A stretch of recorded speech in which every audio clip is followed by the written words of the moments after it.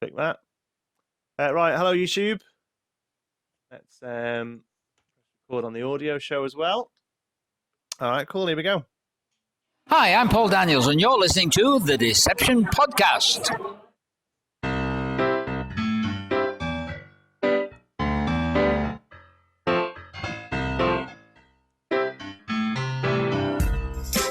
Hello and welcome to the Deception Podcast, attempting to make an audio show out of a visual art form since 2013. My name is John T. Sparrow. On the other side of the internet is Mr. Jordan O'Grady. Hello. Just the two of us today. Aaron's not very well. Has a throat infection or chest infection. He's not well in the sort of audio area, so it doesn't sound very nice. And I don't want to get ill, so we've kept him at home. It's been a while since we've done a show. There's a few changes happened. Long. It has been much too long. There've been a few changes with how we're doing the show a little bit. We now have a set time that we're going to be recording. That's Wednesday mornings, which it now is. And at 10 o'clock. At 10, well, it's a little bit later than 10 because we were waiting to hear off Aaron, but it's going to be 10 o'clock. And what we're going to be bringing in some guest hosts as well, people from the community. That will probably start in the next couple of weeks. So we're going to be doing a show every week now. We're back on YouTube as well. You can watch us on YouTube, or you can listen to us via wherever you listen to podcasts. Apart from that, there's not much change really. It's more sort of stuff on the back end, but basically it means we're going to be making regular videos, and regular shows every week, basically, which is something we've struggled with in the past. You can see how tired I am on YouTube as well. You've just come off a night shift. Nights. Yeah, so Jordan looks a bit worse for wear, but we'll crack on anyway. Is your magic news. Traveling the world of prestidigitation and bringing back the interesting bits. This is Magic News. Absolutely loads to get through today because we haven't been here for a while. First thing, briefly going to mention is the America's Got Talent final, which was last night. It was also very early this morning for us. There are loads of magicians in the final. Amazingly, 5, isn't there? Five? Well, a couple. So there's Pith the Magic Dragon. There is Oz Perlman, and there is a guy. I can't remember what his name is. It's Derek somebody. I'm going to just quickly Google it. I'll be honest. I've only watched the Pith. Yeah, the Magic Dragon one. Derek Hughes, his name is, and then there's also, I guess, you can sort of include within our sort of compass is Stevie Starr, the Regurgitator, and then also Paul Zerdin, the ventriloquist. Although not magic, it kind of comes into the variety. So we're rooting them all on. Now I've sat this morning and watched all of the final acts. They're all on YouTube. Right. I'll be honest with you. I don't think Piff was very strong. No, I don't. There's been a little bit of debate on one of the Facebook forums this morning about it, and I've had a quick read. And I think he's getting a bit mixed reviews. I mean, my personal thing, I think he's fantastic performer. I think he was just a little bit nervous. I think he was a little nervous. I also think it was a very big show for what is, when I've seen Piff perform, has always been, it's a cabaret act, Yeah. And I think he tried to go big, and we know that doesn't work very well. We look back at Jamie Raven trying to go big with a helicopter.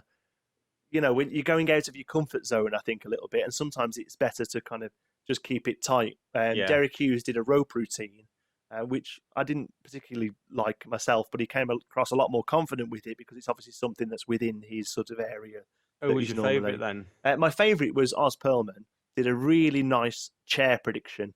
Got four chairs on the stage. Got all the judges up. Got them all to pick a number between 1 and 5. Sat them all down. And they opened up the envelopes 1 to 5, and they had big X's on. He made a joke about he never wanted to see the 4 judges with the big X's, which was good. And then the 5th envelope had a picture of him in. But then when they turned the X's over, they were all coloured on the back, and then the chairs were covered in sheets. When the sheets were removed, the chairs were painted the colour that they were all standing in. And at the beginning, he said the only way this could work is if the judges were in on it. Well, that's how it's going to look. So I want you all to swear on somebody that you're not in on it. So, each one went, I swear on my daughter, Jasmine. I swear on my husband, David, or whatever.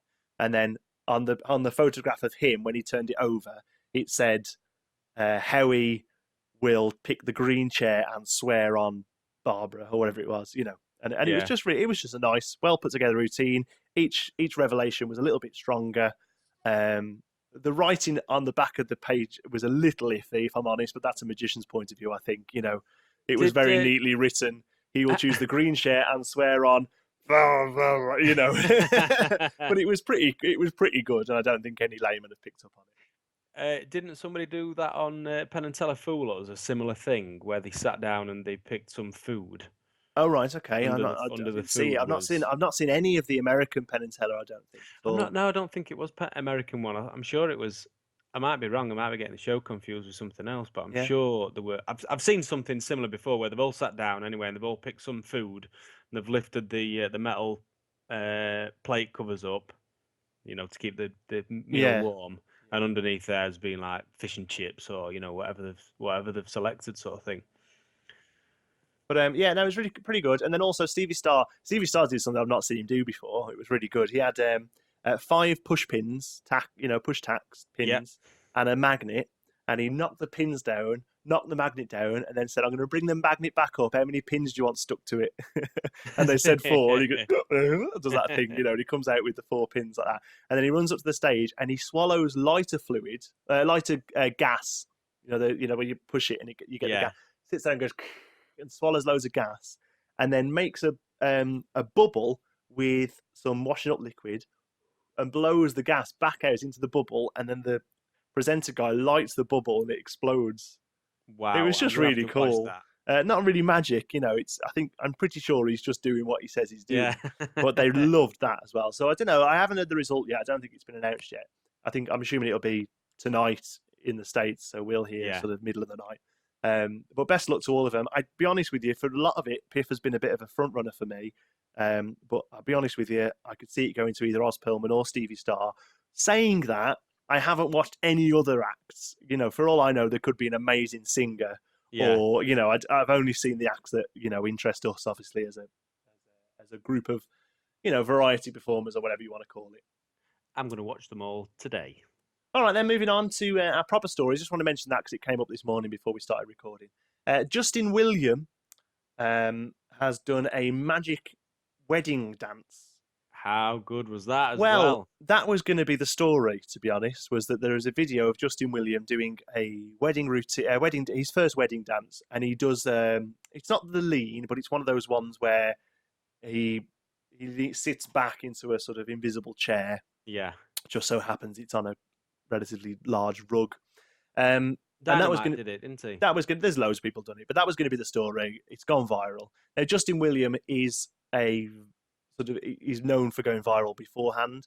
There's I quite like it actually, a video of them doing him and his wife doing a version of Drunk History, which is an American TV show where a comedian gets rat-arsed and then tells the story of a history event. Right. A little bit like Jack and... Do you remember Jack and Ori?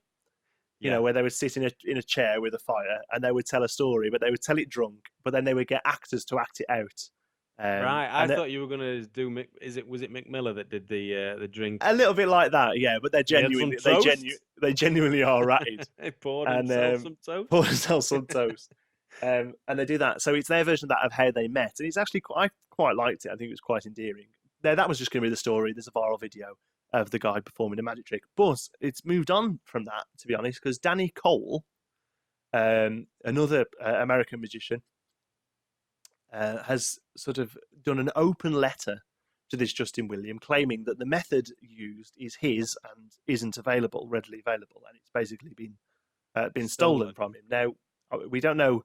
I haven't heard a retort from Justin William yet, so we don't know where it is. It's all a bit up in the air, so obviously we're not going to side either way. But we just kind of wanted to let you know that it's happened. Briefly, the letter from Danny Cole reads, the effect you did at your wedding was the same effect from them, the TV show Them, but not the same method. Now, Justin has gone to the producers of Them and gotten permission to use the effect.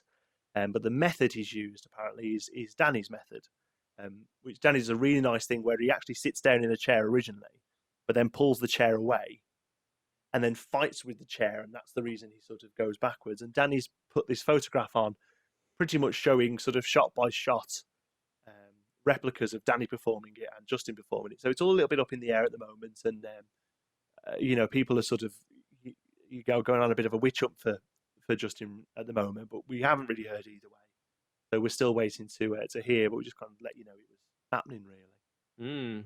Seems a bit strange, doesn't it? I'm not a massive fan. It's a shame Aaron's not here, really, to sort of fight the argument. Yeah. I'm not a massive fan of these sort of viral wedding videos anyway, really. I liked that one. I thought it was pretty good. But Aaron did one, didn't he? Him and his wife did a dance, sort of a routine. Did it go viral? Well, not. It's got a few thousand views, I think. I think the difference was, though, and Aaron would have argued this if he was here, was that he shared it amongst his friends and family, and I think a few of those passed it on. Whereas with Justin William, it's very much they want to earn the money off the video clicks, So yeah, there's a little bit of a sour taste. Maybe you could email us in, Aaron. Tell us about that. Right, moving on. 2 stories. I'm going to roll into one, actually.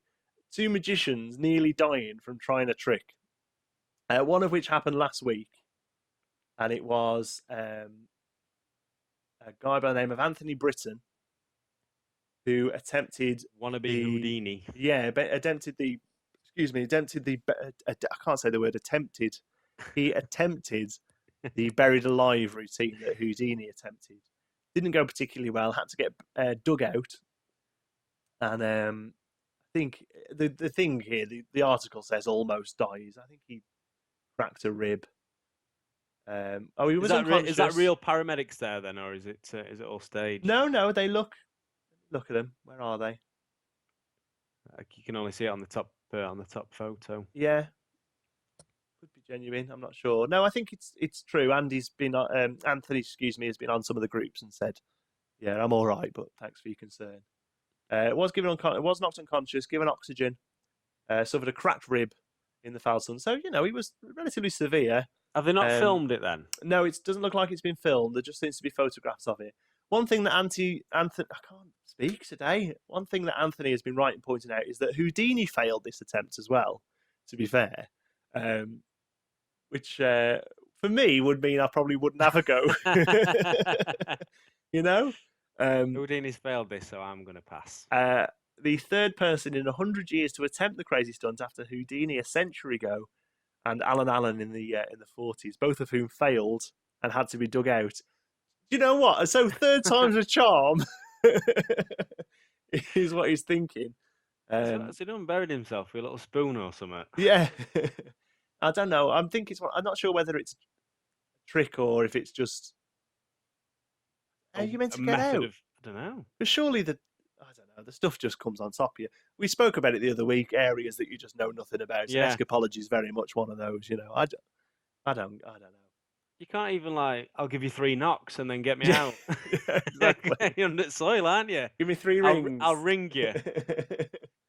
And what's this other one? This one's actually been passed on to us by your wife. Yes. Just passed it on now. I've not even read it. Bring it up. Let's have a look. Where is it gone?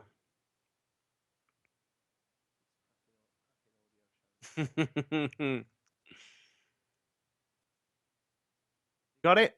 Yep. Go. Hang on a minute. Out loud. I know, I'm just seeing what's happened here. What's his name? Spencer Horseman. Locked himself. So this is a water tank.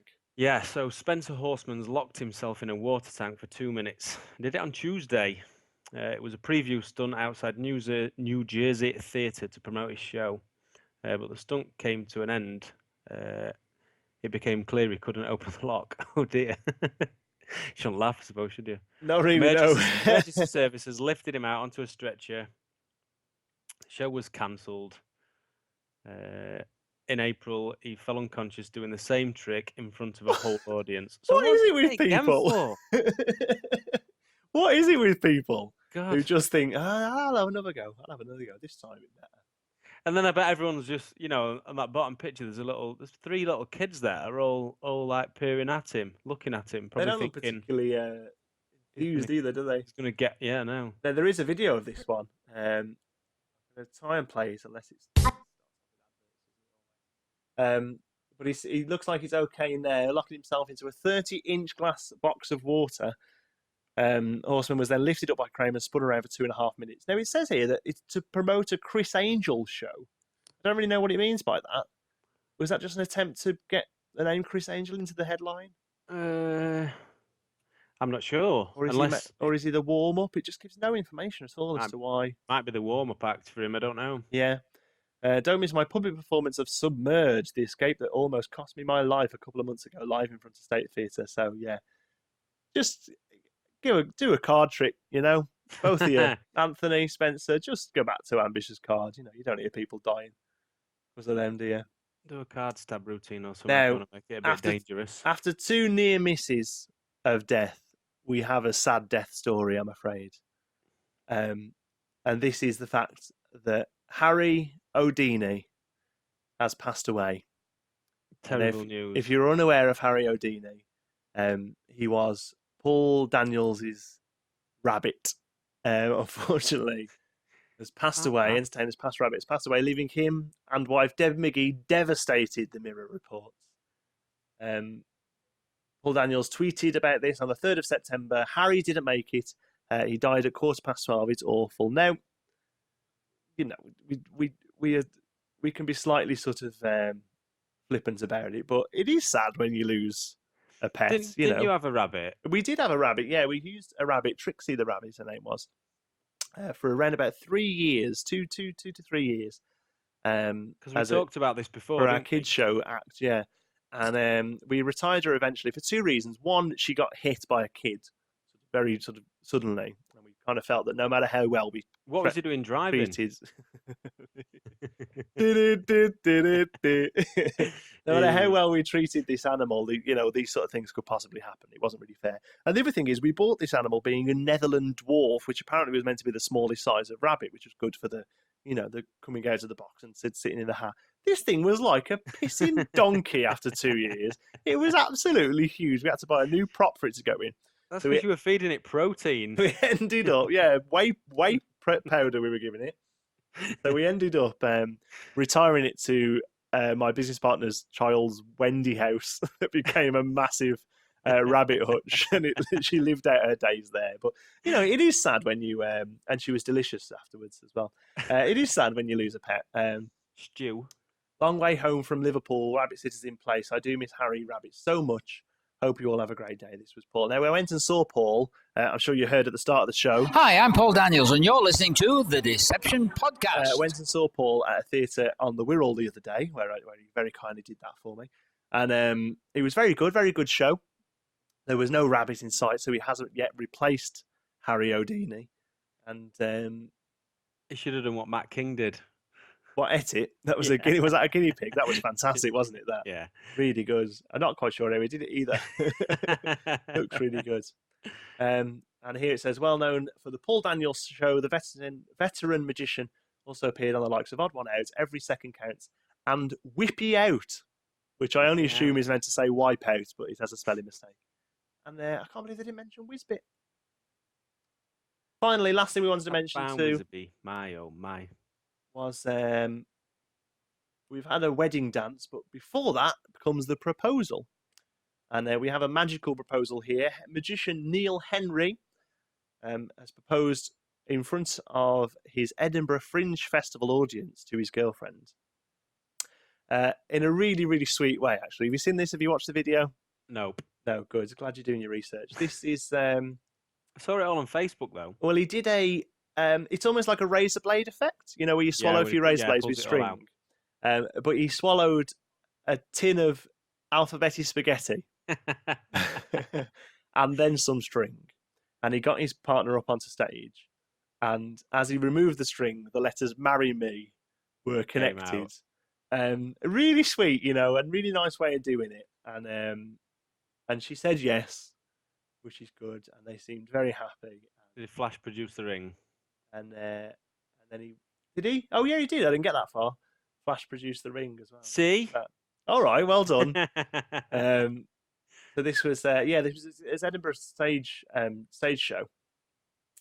I like that. That's nice. That I would. That is. Did you do anything particularly special for your proposal? Not magic related. No. No. I just did a poem. Ah. Did a poem about when we first met. How nice is that? There was a man from Kentucky. No, I didn't do anything. To be honest, I would have. If it was me, right? Honestly, if it was only up to me, I'd have gone I'd have gone massive. I'd have done one of these singing dances purely because I'd have got it on In a tank of YouTube. water. I'd have gone on dying. YouTube and I'd have earned a few quid out of it. That's what I'd have done. But I knew that Nicola would not have been interested in anything like that. So I did it very sort of just me and her. We went for a walk in Wales, and I did it at the bottom of a waterfall, and did it sort of quite classically and romantically like that, which is a bit more up her street. But no, if it was me, if I knew that she'd be into it, I'd well do something like this, because I think it's you could have tied it's yourself definitely up something to remember. with chains, put yourself in a tank of water, Yeah, almost killed yourself like these lot have done, or buried Yeah. yourself alive. yeah, Then you could have had ring in your mouth. So when she came to give you mouth to mouth, yeah. Because if you don't She's know, a- Nicola is a yeah. paramedic, so she comes over to do it, and I just go and just pop it in. yeah. Yeah, I reckon that would have gone down perfectly. Right, it's time for You Sounds Like You're Playing With Yourself. This week it comes from... what's it from this week? It's from Alakazam's video blog. That's why I'm getting confused, because there's not a DVD title down there. So this is No. Alakazam's weekly show. Yes, it is, yeah, with Dave Loosely and Peter Nardi. So I spent some time with them in Vegas, and Yeah. Dave said... Oh, cool. Do you know what? Have we spoke about Vegas since you got back? Have we? It went well for you, though, didn't it? Yeah, it was good. We sold out. Yeah. So it was Could fantastic. have took more than 4. 6. So yeah, I spent some time with them in Vegas, and Yeah. and Dave mentioned that he pisses himself quite a lot listening to Peter Nardi talk about stuff on the show. So So he kind of finds his own ones of these in his head. Yeah. So Brilliant. I thought I'd have a little scan through the latest one, and just see what we could pick up. But And I'm sure there's loads more. Dave, if you're listening, and Peter, this one took me about 4 hours to get 30 seconds of footage. So here we go. This week, Sounds Like You're Playing With Yourself is the Alakazam weekly vlog. It sounds like you're playing with yourself. I was very excited about this. You still think he must be peaking or he must be doing this. No matter how much you put, I can go and stand in another room, get really excited. Right, so, I mean, that looks clean when I say that, this excited me the moment I saw it. It sounds like you're playing with yourself. Very excited there, isn't he? He loves it. Loves it. Right, we'll finish off with... where's my button? There it is.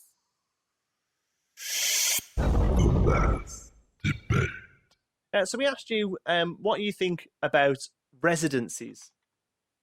I'll actually read the proper question that we set out there. Pros and cons of residencies. We were looking for regular cash and chance to road test new material, or working for peanuts whilst possibly having to turn down more lucrative gigs.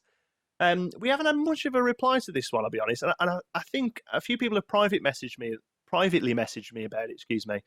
And I think it's a little bit of a tender subject, because I know it is difficult talking about finance and money and how often you're working and things like that. Well, it shouldn't be, but people find it difficult too. So I understand why. Always, it's the burning question with everything, isn't it? And people don't want to give. Well, a lot of people don't want to give the prices out, and they give false prices and stuff like that. And it shouldn't be really. It shouldn't really make much difference, should it? No, you charge what you're worth, and that's it. Yeah, but I wasn't really asking for how much to charge, you know. Yeah. I was just I was more looking for just sort of,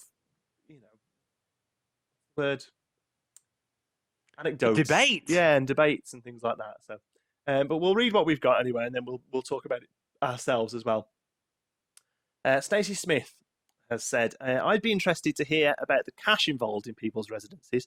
I know lots of magicians who say their residencies give them a steady trickle of income when gigs are thin on the ground, but I've also heard many that started out by doing residencies for free for exposure, because they act as a source of gigs, but that they don't like to talk about it because working for free is frowned upon. Possibly this disconnect is why so few people want to talk about it. This came after we kind of asked for another little push.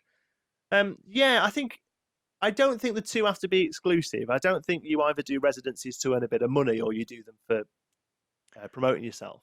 I think you can. They should be both. Yeah, there's different reasons for it, and I think. Well, let's read the rest of them, because some of them might touch upon what we're going to say anyway. Okay. John Gordon, excuse me, has put, residencies are invaluable in many ways. There's no need to turn away from more lucrative gigs. Just set up your residency so that you can shift dates or get cover if other bookings clash. Yep, that's a fair point, isn't it? Liam Devine says, I don't have one. If I did, I would attempt to negotiate it with the understanding that that there would be nights I wouldn't be available because... let me just read that bit again because I didn't read it first. Right. Liam Devine says... Go on. Told you it's as live now, mate. It's I know. still stopping in. It's all staying in. Liam Devine says, I don't have one, but if I did, I would attempt to negotiate it with the understanding that there would be nights I wouldn't be available because of the more lucrative gigs. That might be wanting the moon on a stick, but it would be ideal. Yeah, it's a difficult divide, isn't it, really? Yeah, but what are you going to say? You're going to say to the restaurant owner, right, I can come here tonight, but if I get a better offer, then I'm off somewhere else. Yeah. But then that's not... I see what he's saying, and that's I not beneficial appreciate... to the restaurant, though, is No, it at all? not at all, not at all. But I do see what he's saying, but I don't think that's the right way to say it to the restaurant manager for sure, because you've then got a benchmark for that night, haven't you? Because you could say, right, I'm going to charge £100 for a Thursday evening, 6 while 7, something like that. And then if any other gigs come in for that Thursday night, I'll price it at £150. If I get the gig, then I'm going to leave the restaurant. Yeah. Another one, Baz Fazakali's put, I agree with Liam. Also, you may not want to have a residency that take place on your own busiest times, such as weekends, when these lucrative gigs are most likely to take place. Residencies on days like Tuesday and Wednesday can be perfect for all of the proposed reasons above, but also because it brings in regular cash on otherwise dead days. Again, I think you've got to... I agree with you. For me, residencies should always be on the quieter times, but you've got to sell that to the restaurants. Yeah. The restaurants, there's two reasons for me, in my head, why a restaurant would want a resident magician or just a magician. That is to bring in clientele on a quiet night. Yeah. Or to deal with clientele on a busy night. Yeah. That makes sense. Yeah. So you need to work out how you're going to approach these restaurants and what you're trying to sell them. Is it, on a Tuesday, advertise the magician's here, balloon models for the kids, posters all around, come in on a Tuesday and see a magic trick and a free dessert or whatever, and play it that way, and you become the sort of the reason for people showing up on a Wednesday night. Or you say, you're not necessarily advertise the magician, but if it's busy, Friday night, you've got a couple of 100 covers in, chef drops somebody's steak on the floor, it's going to be an extra 10 minutes. I'm there to go in and be window dressing and take their mind off the fact that they're waiting for their food. Yeah. I actually covered a gig for a chap locally to me who worked in Chiquitos in Sheffield, but he did it every Sunday. It was something like 12 while 4 on a Sunday, so it was like a really busy time for them. Sunday lunch, so sure. Yeah, so even a Mexican restaurant's going to be busy on a Sunday. Lunch, yeah. Let's have a look. Christian Fletcher has. I don't really want to read this. Christian's put a photograph of an extract from a book, so I don't really feel comfortable reading that on the show for obvious copyright reasons. But I will mention the book is The Restaurant Magician's Handbook by Pace and McGregor. So he's sort of recommending that. So you can have a little read of that if you want. I think it'd be right to read that up. But thanks for mentioning it, though. Yeah. Lee Wells says that it's a very interesting post. I like it. Without sounding vain, I'm very fortunate to have a couple of residencies, but luckily they rarely clash with my private bookings. That's good for him. Plus, I get paid well enough, so I never ever complain about it. If I do, however, get a booking inquiry that might clash with a residency, then I'll simply book it off if I need to. So I'm guessing it means that if something else comes in on that day, he's just going to ring the restaurant up and say, "Can I have the afternoon? I've got a doctor's appointment." Yeah. we're going to change the times. Yeah, sorry. He says then goes on to say that he for my resident, I might change the times. I know Lee does quite a lot of residency work, and I know a few people. I know Wayne Goodman does a lot of residency work, and there's people who kind of it's almost like they build the business on the fact that they're going to be doing residencies, and, Yeah. and they are slightly less pay, but they're more regular, and I can see the pros and cons of it. I know a few people who don't do them at all, or do them if they need to, treat them as like a necessity. Yeah. Faye Presto has given us some great points here. Depends on how you set them up and your relationship with the manager, but a good one is the key to performing Nirvana. But they shouldn't be used as a place to work new material. It should be a place where you can polish what works to a diamond brilliance. The only way, and she goes on to say some more, but I'm just going to jump in with that. The only thing I would say is maybe different there is that I know Faye works in London, and I imagine a lot of the places she goes probably has perhaps a turning over of clientele. Now, for me, when I've done residencies in the past, you very quickly see that, especially on things like Sunday lunch residencies, which I've done before, you very quickly see that half of the clientele are there every week, Yeah. or every fortnight, or even monthly. And if you don't take in new material for them, you're very quickly going to be running out of stuff to show them.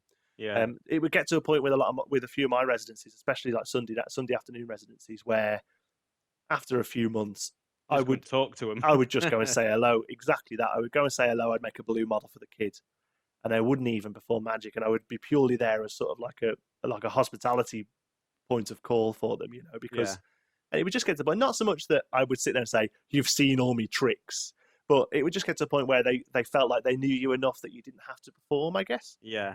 So it depends really. Like I say, if you're working sort of hotels where the clientele's moving around very quickly, you can get away with sort of using it to fine tune material. And obviously, new tables you can use to fine tune material. But I think with residencies, you've got to be aware that you're going to be needing more material than you would have for regular gigs. She then goes on to give us a bit of a background of her residencies. I've been at Langland's Brasserie in Mayfair for 35 years, mostly Thursdays, although not the wall-to-wall celebrity fest it was of days of yore. It really was extraordinary. It is now as comfortable as a loved sweatshirt. I do not want to sub. If I can make it, that's okay. If I want to go another day, that's good too. They don't want to sub, sorry. They don't want to be a substitution. If you can't make it, you just have to. The money is exactly the same now as when it was when I started. It's less than brilliant. Children of people I first impressed 30 years ago now bring in their children. It's not for small children either. I recently started a second place, which is the Rah Rah Rooms in Old Pig Ale Cinema in Piccadilly. The horse have a very different colour. They want to sub if I can't get there, which can be a problem on a Saturday night, because I'm assuming the decent ones are booked. It is a burlesque club. There's a certain amount of close-up in the audience as the audience comes in, and in the interval, a little crowd control and schmoozing of special clients, and the joy of joy, a 10-minute stage spot in the second half. The team are lovely to work with, and it's all playing it rather well, touch wood. So there you go, two very different experiences there. One very much almost like you're part of the furniture, another one very much they want somebody, not necessarily you. And that's a difficult thing with subbing and sort of letting out jobs that you can't do, because you've got to be really confident that the person you put in isn't going to try and take that job off you. Yeah. And I know that's probably going to sound really cynical, but you've got to be really confident that they're not going to come in. And on the flip side of it, you don't want to send somebody in that's not very good at it. Yeah, well, that's it. They might not even actively try and take it off you. There's a possibility of them going in and saying, I'll do it 20 quid less or whatever. Yeah. There's a possibility of them, and I know magicians aren't going to like the idea of this. There's a possibility that they're better than you. Yeah. And the manager comes over and says, we would rather have you. Yeah. So it's a very difficult thing to put in a replacement. It really is. I've got another one, and then I've got a private one I'm going to read out as well. Elliot Bibby has put, I have one on a Saturday night in a nightclub. It's very flexible as I choose when I want to go in.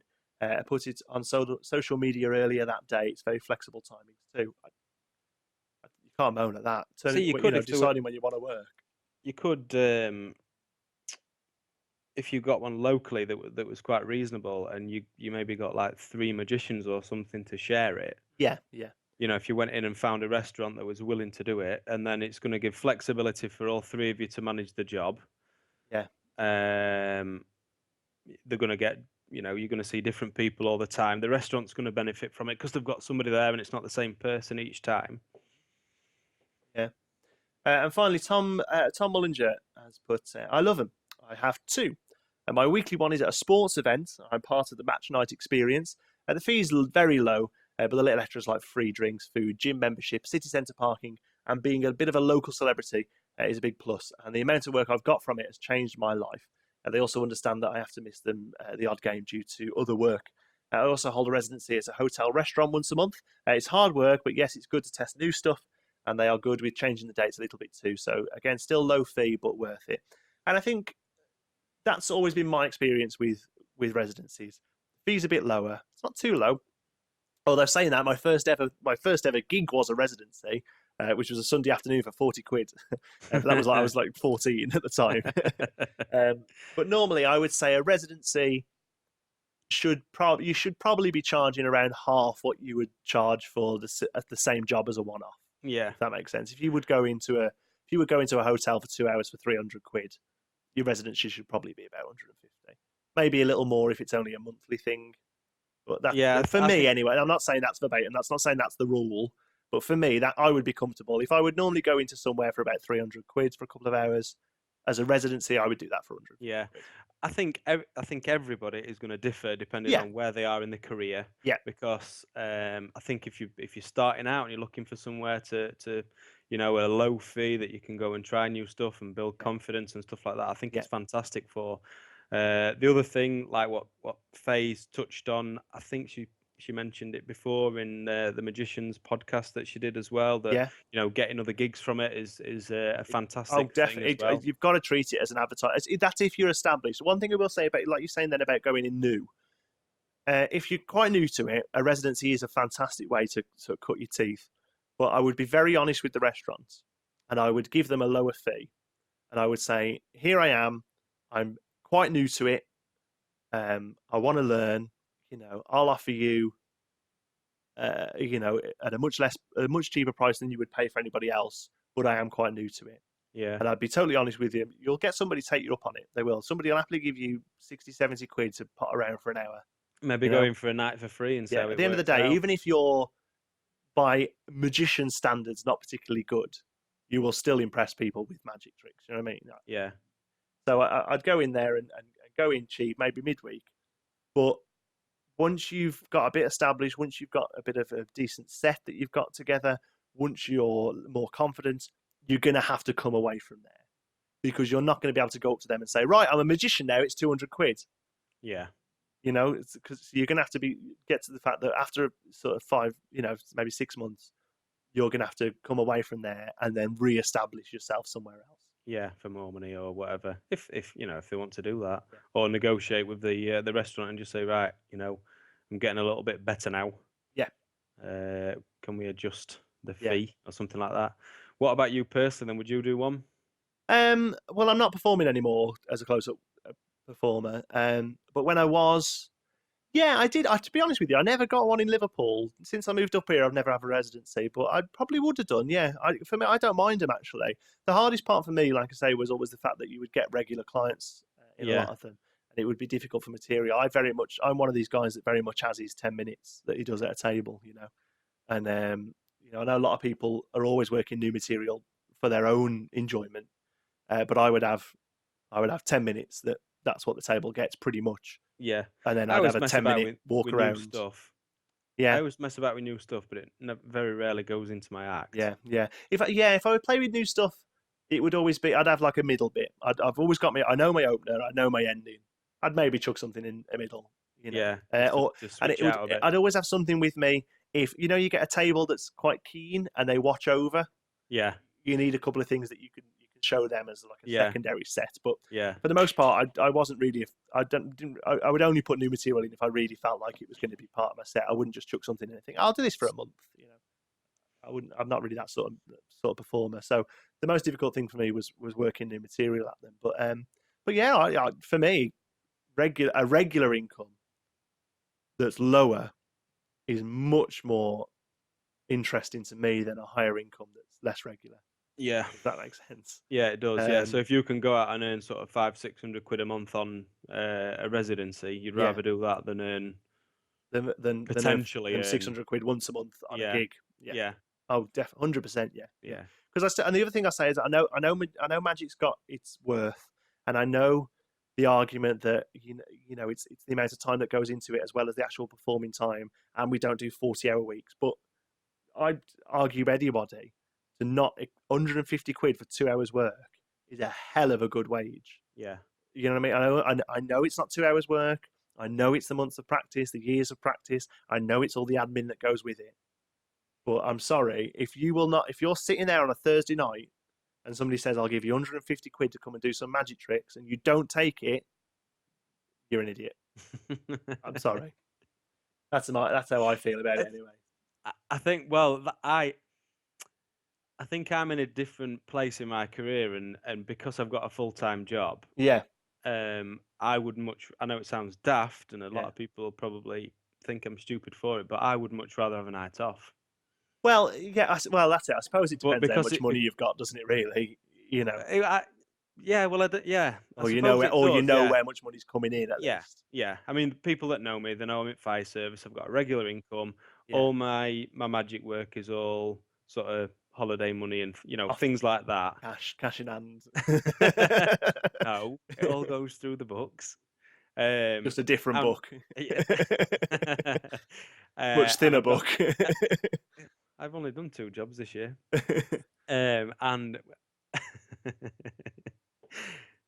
just for the record, and I've got a family now. I've got 2 kids, so I would much rather spend a night at home rather than go out, on a Thursday night. No, yeah, I agree. Yeah, to be fair, that's a fair point actually. But if I was full time, then it'd be a whole different story, and I needed to go out on a Thursday night. Then I'd spend other times with my kids. Whereas I'm thinking I'm going back in my head. I think to when I was working residencies, which was when I was living at home. I was single-ish, you're dating or whatever, but no sort of regular, and I was thinking Thursday nights, 150 quid. Yeah, brilliant, definitely. Yeah, 100%. So, but now, I think you're probably right. Actually, now I would maybe consider it being a Thursday night at home. Yeah, with my partner is worth more than a bit of money because I've got my wage coming in from other areas. Yeah, I think you're probably right actually. But definitely, if you're new to it, I really do think they're the way to go. I'd like to have given some advice on how to go about getting them, but I'll be honest with you, they've always kind of fell on me. It's been it's always been people who've said, "Oh, I've either genuine cold calls. We're looking for a magician," or it's been people who've seen me at parties or whatever, or people who know me through not my very first one when I was a kid, but my first sort of proper residency was for Beefeater, and that was they'd seen me perform at one of their party nights that they had sort of over December. Yeah, and they said in the new year we're looking at having something regular. So for me, I haven't really had to go out and find them. I would strongly recommend the Restaurant Magician's Handbook. Is it called by Wayne Goodman? Wayne Goodman. Yeah. I know that's got a segment on residencies, and I know he's one of the go-to guys to talk to about residencies. I'm sure he wouldn't even mind you sending him a little message if it's something you're interested in. He does one a month, doesn't he? Yeah. So good. All right. Okay. Happy with that. All right, Wikis. That's it. That's it. See you later. Bye-bye. Thanks very much for listening, and thanks for watching if you're on YouTube. Hopefully we'll be back a little bit more regular now as well. We're definitely. There's going to be something every week now. It might, like I say, it's going to be different people, probably changing around. Other co-stars, things like that. I'll show you. Look, if you're watching YouTube, you can see there. Look, it's ready for the new person to sit in. So yeah, thanks very much. You can find us on Facebook at facebook.com/Deception Podcast. You can find us on Twitter at Deception Magic, and you can find us individually. I'm at John T. Sparrow. And I'm at Jordan O'Grady. Although I will say I use Facebook a lot more, so find me on Facebook. Okay, cool. All right, thanks very much, guys, and we'll see you next week. Cheers, bye-bye. Love you, bye. Deception Podcast is part of the Geekism Network. Get your geek around this. For more information on this and other shows, go to geekism-network.com.